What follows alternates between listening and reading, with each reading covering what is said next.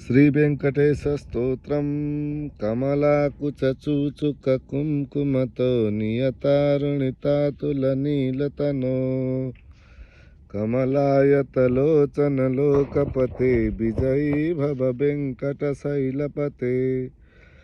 सचतुर्मुख षण्मुख पञ्चमुखः प्रमुखाखिलदैवतमौलिमणे शरणागतवत्सल सारनिधे परिपालय मां वृषशैलपते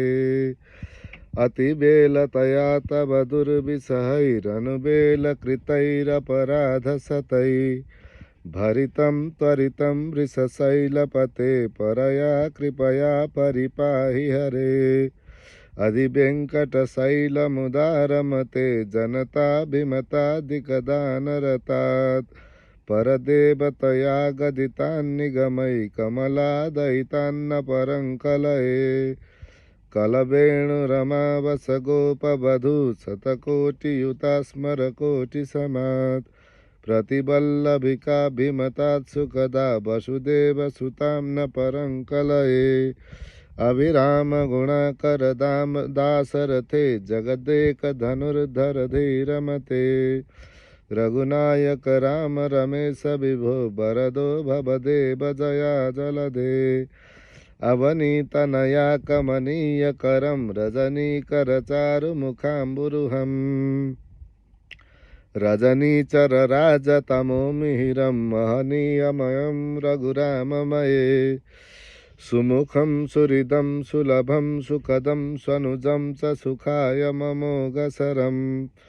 अपहाय रघुद्वहमन्यमहं न कथञ्चन कञ्चन जातु भजे विना वेङ्कटेशं ननाथ सदा वेङ्कटेशं स्मरामि स्मरामि